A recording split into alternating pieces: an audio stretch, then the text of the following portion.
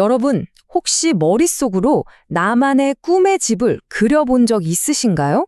그 막연한 상상이 어떻게 실제 우리 눈앞에 서 있는 단단한 건물이 되는 걸까요?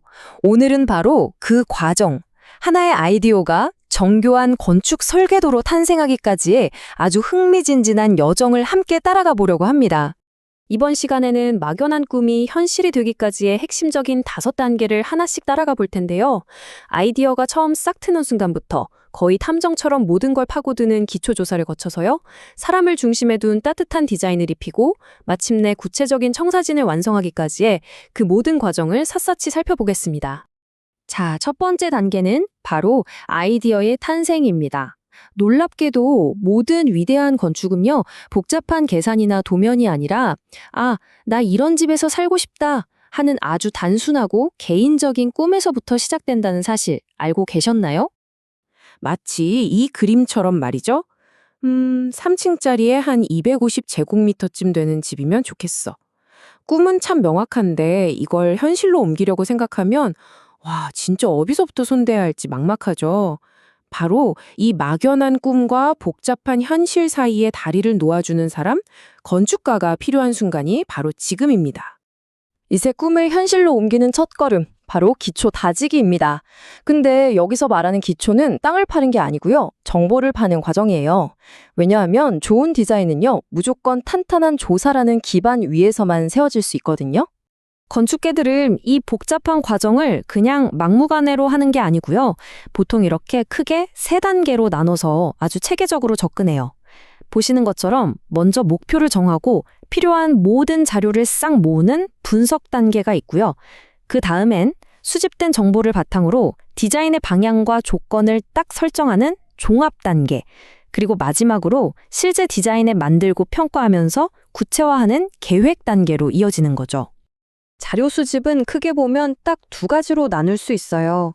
한쪽에는 건축주가 뭘 원하는지, 그러니까 가족의 생활 방식이나 예산 같은 내부 조건이 있고요. 다른 한쪽에는 우리가 바꿀 수 없는 것들, 땅의 모양이라던가 햇빛이 드는 방향, 그리고 반드시 지켜야 하는 법규 같은 외부 조건이 있죠. 건축가는 바로 이 둘 사이에서 정말 절묘한 줄타기를 해야 하는 겁니다. 자, 이제 설계의 진짜 핵심으로 한번 들어가 볼까요? 주택 설계에서 가장 중요한 게 뭘까요? 바로 그 집에 살게 될 사람들입니다. 건물이 아니라 그 안에서 살아갈 가족의 삶을 디자인하는 것. 이게 진짜 핵심인 거죠. 자, 이 표를 한번 보실까요?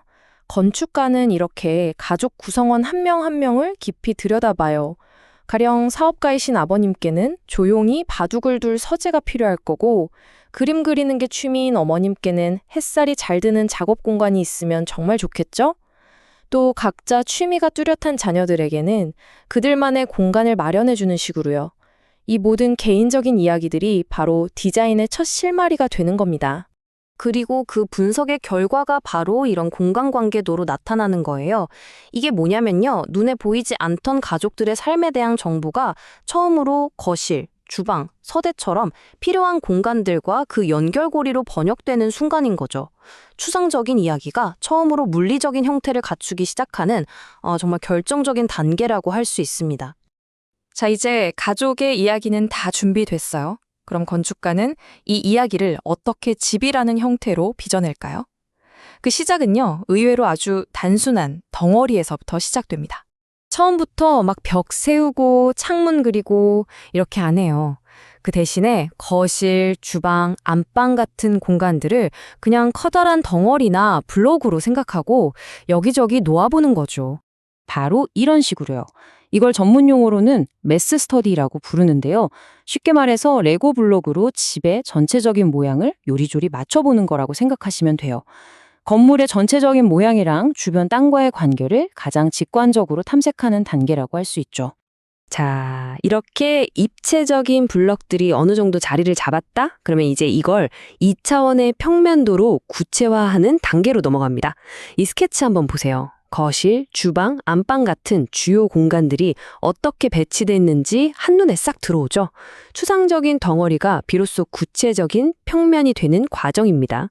그럼 도대체 좋은 평면도라는 게 뭘까요? 핵심은 바로 흐름이에요. 주방에서 식당으로, 거실에서 침실로 가는 길이 막힘없이 자연스럽고 효율적이어야 한다는 거죠. 그리고 또 중요한 건 창문을 통해 들어오는 햇빛이나 바람 같은 외부 환경까지 고려해서 각 공간들이 최적의 관계를 맺도록 만들어주는 것. 이게 바로 좋은 평면도의 핵심입니다. 하지만 평면도 하나만으로는 집의 전체 모습을 상상하기가 사실 좀 어렵죠. 그래서 이제 집을 입체적으로 이해하기 위한 마지막 퍼즐 조각들을 맞춰볼 시간입니다. 이게 바로 인면도라는 건데요. 말 그대로 집의 얼굴이라고 생각하시면 돼요. 각 방향에서 집이 어떻게 보일지를 보여주는 건데 어떤 재료를 쓰고 어떤 모양의 창문을 낼지 결정하면서 그 집만의 첫인상과 개성을 만들어가는 과정인 거죠. 아까 그림을 좋아하시던 어머님 기억나시죠? 그 어머님을 위해서 거실에는 아주 커다란 창을 내주는 식으로요. 이건 단면도라고 하는데요. 마치 케이크를 딱 잘라서 그 안을 들여다보는 것처럼 집을 수직으로 싹둑 잘랐을 때의 속모습을 보여주는 도면이에요. 이게 있어야만 층의 높이나 계단의 위치처럼 평면도만 봐서는 절대 알 수 없는 집의 입체적인 구조를 완벽하게 파악할 수 있게 됩니다. 자, 이렇게 분석과 종합, 그리고 계획의 단계를 꼼꼼히 거치고 평면도, 인면도, 단면도가 하나의 그림으로 착 합쳐지면 마침내 한 가족의 꿈이 담긴 집이 이렇게 현실의 모습을 갖추게 되는 겁니다. 맨 처음 종이 위에 그렸던 그 막연한 스케치가 드디어 우리 눈앞에 우뚝 서게 되는 바로 그 순간이죠. 결국 건축 설계라는 건요, 단순히 건물을 짓는 기술, 그 이상인 것 같아요. 그곳에 살 사람들의 이야기를 공간이라는 언어로 번역해내는 과정인 거죠. 벽 하나, 창문 하나, 그리고 그 공간을 흐르는 동선 하나하나가 모여서 그 가족만의 아주 특별한 서사를 완성하는 겁니다.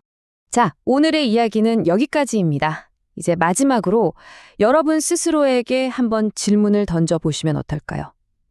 만약 건축가가 오직 당신과 당신의 가족만을 위한 집을 짓는다면 과연 그 집은, 그 벽과 창문은 어떤 이야기를 들려주게 될까요?